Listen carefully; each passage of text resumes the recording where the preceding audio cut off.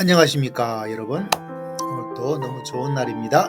너무 기쁜 날이고 너무 행복한 날입니다. 요사이 저는 새벽에 3일상을 말씀을 전하고 있는데요. 저는 본문 위주 강해적 설교를 진행을 하고 있습니다. 그러면 꼭 한 번씩 사무엘 말씀, 다른 목사님들의 말씀을 한 번은 꼭 듣는 그런 습관을 가지고 있는데요. 3일상 강해로 우리 3일교회 송태강 목사님께서 말씀을 전한 것이 있더라고요. 오늘 주로 다룰 말씀은 사무엘상 22장 2절의 말씀입니다. 환난 당한 모든 자와 빚진 모든 자와 마음이 원통한 자가 다 그에게 다윗에게로 모였고 다윗은 그들의 우두머리가 되었는데 그와 함께 한 자가 400명 가량이었더라 라고 이야기를 하고 있죠. 이 아둘람 굴로 도망한 다윗에게 이런 환난 당한 모든 자, 빚진 모든 자, 마음이 원통한 자. 송태근 목사님께서는 이 마음이 원통하다는 의미를 그 오병이어의 그들의 마음을 향한 국률, 이 마음의 원통함을 그렇게 이해를 하셨고요. 동시에 팔복의 심령이 가난한 자, 마음이 애통한 자, 뭐 이런 쪽으로 연결을 해서 이 아둘람 굴에 모인 사람들을 이런 관점에서 이야기를 하고 있습니다. 과연 그럴까? 일단 송태근 목사님께서 말씀한 것을 한번 들어볼까요? 잠시 한번 들어봅시다. 이렇게 이 아둘람 굴로 400여 명의 가난한 무리들이, 애통하는 무리들이, 빚진 자들이 모여들었어요. 근데 이것이 기독론적인 예표일 수밖에 없는 것은 여기에서 그리스도의 왕국을 감춘 다윗의 나라가 태동되고 시작이 된다는 겁니다. 이 목사님 말씀은 굉장히 참 좋으세요. 그 말씀 자체를 탐구하고자 하는 목사님의 끈질긴 그런 것이 저는 참 좋거든요. 말씀 자체를 뭘 말하는지를 무시하고 설교자는 많이 설교를 하고요. 또 그런 설교가 실제로 더 많은 사람들에게 인기를 끌고 있어요. 그래서 하나님의 말씀 그 자체가 말해주고 있는 강해적 이런 모습에 대한 도전 또 집요함 이런 부분들은 정말 많이 듣고 있어야 될 그런 부분이죠. 실제로 이렇게 설교하면 사람들이 많이 좋아하지 않아요. 실제로는 16,000 정도는 많지만 이런 게 아니라 그냥 우리에게 좀 달콤한, 우리에게 좀 위로가 되는 그 한 부분만 성경 말씀의 전체 의미 자체를 완전히 파괴해버리고 무시해버리고 설교할 때 도리어 많은 사람들이 더 많이 인기를 끌고 있어요. 그래서 참 걱정스럽기도 합니다. 그러나 또 이렇게 송태우 목사님처럼 말씀 자체의 의미를 추구해 나가는 강해적 모습은 있다는 것이 또 한국교회에 큰 도움과 또 위로가 되기도 하고 또 하나님의 은혜라고 볼 수 있겠죠. 자, 오늘 말씀은 이렇게 마음이 원통한 자가 애통함과 그런 것으로 연결하는데 과연 그러할까에 대한 이야기를 한번 전개를 해보고자 합니다. 다른 것이 아니라 대한성서공회의 여러 가지 말씀을 바라보면 거기서 이런 번역을 볼 수가 있죠. 사무엘상 22장 2절의 말씀, 개역 한글에도 마음이 원통하다라고 되어 있죠. 우리 개역 개정에도 마음이 원통하다. 표준 세번역에서는 조금 다르게 되어 있죠. 원통하고 억울한 일을 당한 사람들이다라고 번역을 했고요. 세번역에서는 또 동일하게 원통하고 억울한 일을 당했다. 공동 번역에서는 불평을 품은 사람들이라고 번역을 했고요. 공동 번역 개정판에서는 거기도 불평을 품은 사람이다라고 번역을 했어요. CEV라는 번역에서는 어떻게 이야기를 하고 있습니까? 여기에 나타나고 있는 것처럼 in trouble. 자, 그렇다면 히브리어는 어떻게 이야기를 하고 있을까? 좀 어렵죠. 저도 히브리어는 참 어려워요. 여기에 보니까 바로 요 단어예요.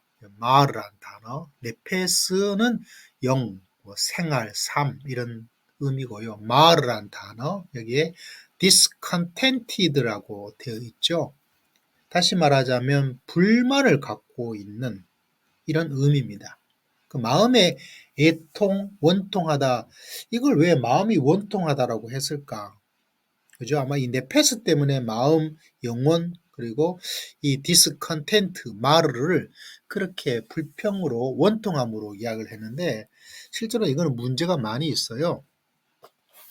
너무 신앙적, 종교적으로 성경 자체의 의미를 왜곡할 가능성을 많이 갖고 있습니다. 우리말 번역, 우리말 성경 번역에 보면 이 성경 번역을 이 마음이 원통한 자를 현실에 불만을 품은 사람들이라고 번역을 했거든요. 이 우리말 번역이 좀 더 원문에 맞다고 볼 수가 있어요. 현실에 불만을 품은 사람들. 그리고 NASB라는 번역에도 이 구분을 어떻게 했냐면 거기도 in distress라고 번역을 했어요. 그러니까 뭔가 그 현실에 불만을 가지고 있는 그 마음의 어떤 이야기가 아니라 마음의 애통함이 아니라 현실적인 어떤 문제 이걸 가지고 있는 사람들을 일컬고 있습니다. 그래서 말씀을 가만히 들여다보면 사무엘상에서 송태근 목사님께서 말씀 마음이 애통하다 또 마음의 긍휼에 민망히 여김에 대한 이야기로 이 마음이 원통한 자를 이야기하고 있는데 이런 부분들은 성경에서 말씀해 주고 있는 바하고는 좀 전혀 다른 방향으로 가버리셨어요. 여러 번역에도 동일하게 나타나 있고 히브리어를 번역을 할 수밖에 없잖아요. 그 마르라는 단어를 어떻게 이해하고 번역할 것인가 라고 되어졌을 때 이 마르를요. 다른 것이 아니라 여기도 보여주고 있는 것처럼 discontented, 불만을 가지고 있는 거예요. 뭐에 대해서? 마음이 아니라 현실, 이 사울 왕의 이 통치에란 이 현실에 불만을 가지고 있는 사람들이죠. 실제로 환란을 당했다. 그것도 어떤 영적인 차원이 아니죠. 빚이 져 있다. 예. 마음 빚이 아니고 실제적으로 경제적 빚을 말하고 있는 상황입니다. 이 모든 일들이 사울 왕의 시대에 일어나고 있는 일이죠. 그래서 이 마음이 원통한 자 이거를 가지고 마음이 애통하다 팔복에로 연결시켜 나가는 것은 조금 잘못된 것이라고 우리가 이해를 해야 됩니다. 우리가 해석하는 방향은 여러 가지가 있지만 대부분의 방향에서는 조금 다르게, 전혀 다르게, 조금이 아니죠. 어떻게 이야기를 하고 있습니까? 다른 것이 아니라 불평을 품은 사람들이 맞아요. 불평을 품은 사람들. 그죠? 그 마음이 어떤 거하고 상관이 없어요. 이 개혁 개정에서 마음이 원통한 자라고 해서 우리 개혁 개정은 이 하시는 분들이 너무 신앙적이래요. 너무 신앙적. 본문 자체가 말씀하고 있는 걸 의역을 했는데 마음이 원통하다라고 해서 그러다 보니까 원통, 뭐 애통 연결시켜서 해석을 할 수 있는 여지가 얼마나 있을까 모르겠어요. 도리어 표준 세번역에서 말하고 있는 것처럼 억울한 일을 당한 사람들. 이것도 조금 그렇죠. 도리어 현실 생활에 불만을 가지고 있는 사람들 이게 생기게 되는 거죠. 그런 면에서 사무엘상의 22장의 송태근 목사님의 이 말씀의 설교는 조금 다르게 이해를 하고 다른 방향으로 갔다라고 저는 생각을 합니다. 여러분 어떻습니까? 우리가 환란을 당할 때도 있고 경제적으로 빚을 지기도 하고 현실에 불만을 품으면 모여야 되죠. 모여서 어떤 일을 진행을 해야 됩니다. 가만히 있어서는 해결되지 않겠죠. 자, 그러면서 마음이 원통한 자라는 마음이 애통한 자라고 해석해서 나아가는 이 말씀은 도리어 저는 반대합니다. 그 마음이 원통은 차라리 애통이란 말보다 현실에 불만을 품고 있고 이런 면으로 해석해서 적용을 해 나가는 것이 훨씬 더 바람직한 것이 아닐까라는 생각을 하죠.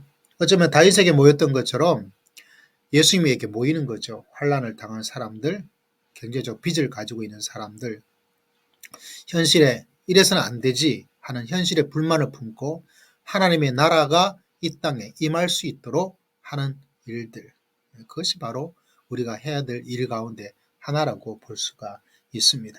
이런 면에서 마음이 원통하다, 마음이 애통하다 연결은 반대를 하지 않을 수가 없는데 여러분은 어떻게 생각을 하십니까?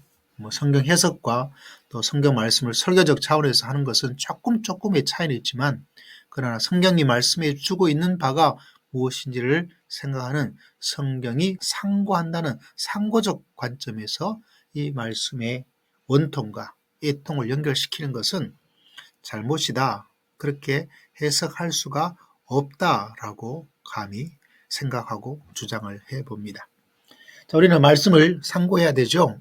목사의 말씀도 그러한 일을 한번 상고해 봄을 통해서 더 깊은, 더 넓은 말씀을 알고 이해하고 또 말씀을 따라갈 수 있겠죠. 말씀을 잘못 이해하고 또 말씀을 잘못 적용하는 것이 한국 교회가 가지고 있는, 그래서 교회가 어렵죠. 지탄을 많이 받을 수밖에 없고요. 이런 면에서 말씀을 상고하는 시간, 오늘도 주님과 함께 저를 위하여 주님의 뜻 안에서 주님의 도우심을 받아 믿음으로 나아갈 수 있는 멋진 날, 가장 멋진 날 되었으면 좋겠습니다. 감사합니다.